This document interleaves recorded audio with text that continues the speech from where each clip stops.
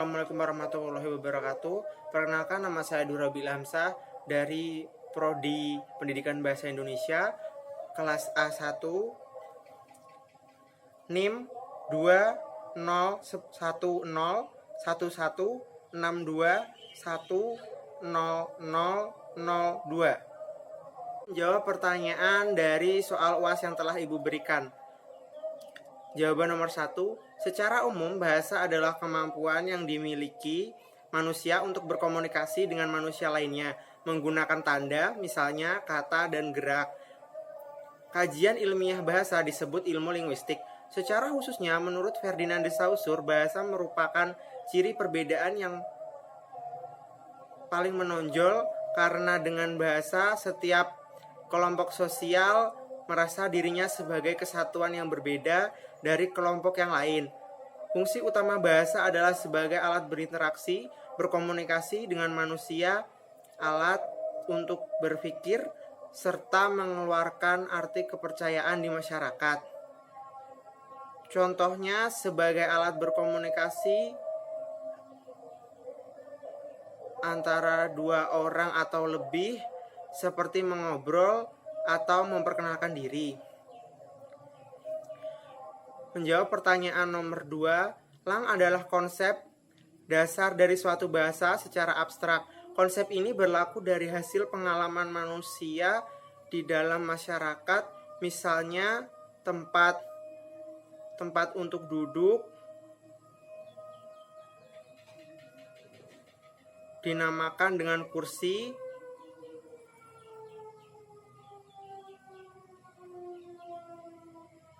tempat untuk menampung orang sakit adalah rumah sakit, tempat untuk menimba ilmu adalah sekolah. Lang bisa dibilang muncul secara alamiah pada manusia. Sedangkan parol adalah bentuk konkret dari lang.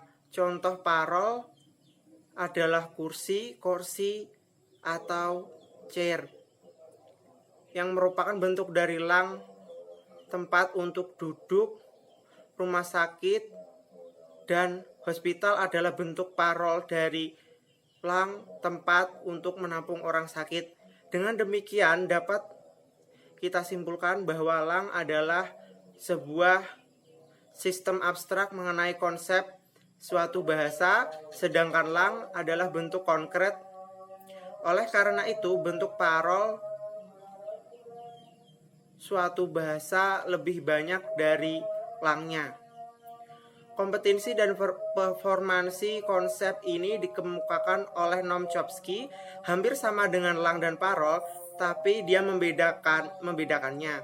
Kompetensi adalah sebuah konsep yang kemampuan di dalam kepala yang meliputi menyimak, berbicara, membaca, menulis, dan semua itu memiliki aturan, memiliki kemampuan berbahasa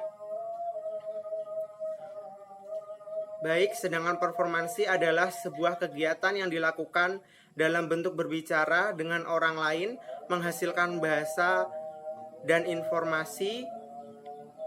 Jika keduanya berjalan dengan aman, maka akan sangat baik.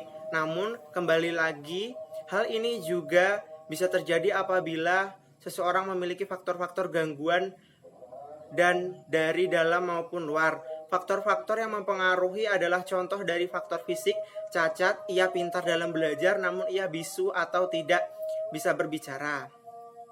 Struktur dalam dan struktur luar.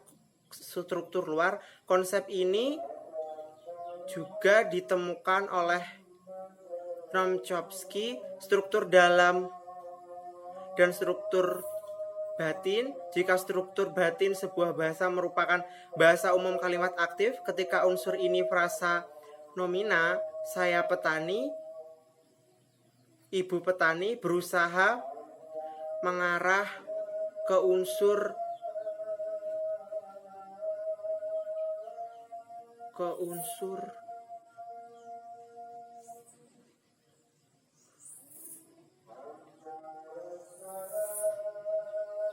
mengarah ke yang lain disebut dengan struktur luar. Dari saya petani diubah menjadi kamu siapa, profesi apa, dan petani. Contoh dari struktur dalam, saya menyiram bunga. Contoh dari struktur luar, bunga disiram, menyiram bunga, atau bunga kusiram. Kalimat aktif adalah struktur dalam dan ketika berubah menjadi kalimat perintah atau tanya adalah struktur luar. Menjawab pertanyaan nomor 3, linguistik adalah ilmu yang mempelajari bahasa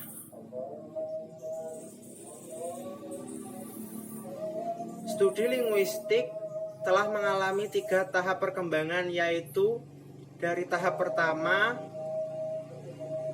disebut tahap spekulasi, tahap kedua disebut tahap observasi dan klasifikasi, dan tahap ketiga adalah disebut dengan tahap perumusan teori. Subdisiplinnya adalah linguistik umum, yaitu linguistik yang berusaha mengkaji kaidah-kaidah bahasa secara umum atau merumuskan bahasa manusia yang bersifat alamiah dengan memberikan gambaran secara umum tentang bahasa sehingga menghasilkan teori bahasa yang umum. Linguistik khusus yaitu linguistik yang berusaha mengkaji kaidah-kaidah bahasa yang berlaku pada bahasa tertentu, seperti bahasa Inggris, bahasa Indonesia, dan bahasa Jawa. Berdasarkan objek kajiannya, bahasa pada masa tertentu atau bahasa sepanjang masa. Linguistik sinkronik menyelidiki bahasa pada waktu tertentu, tidak hanya membandingkan bahasa dengan bahasa lain, dan juga membandingkan periode waktu dengan periode waktu yang lain. Sifatnya horizontal dan mendatar. Misalnya mengkaji bahasa Indonesia pada tahun dan 20-an dan bahasa Jawa dewasa. Contohnya membandingkan bahasa yang sama walaupun dari daerah yang berbeda namun memiliki arti yang sama, begitu pula sebaliknya. Menjawab pertanyaan nomor 4, menurut Leonard Bloomfield, menolak paham mentalistik adalah melihat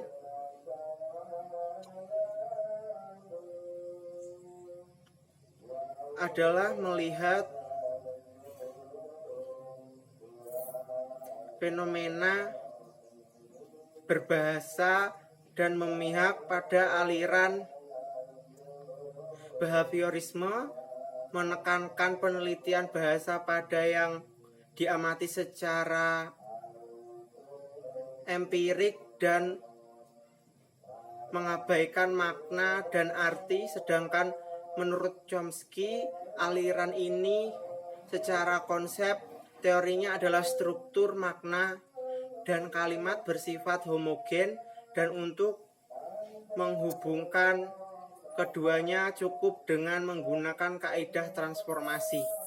Sekian jawaban dari saya. Apabila ada salah mohon maaf. Terima kasih. Wassalamualaikum warahmatullahi wabarakatuh.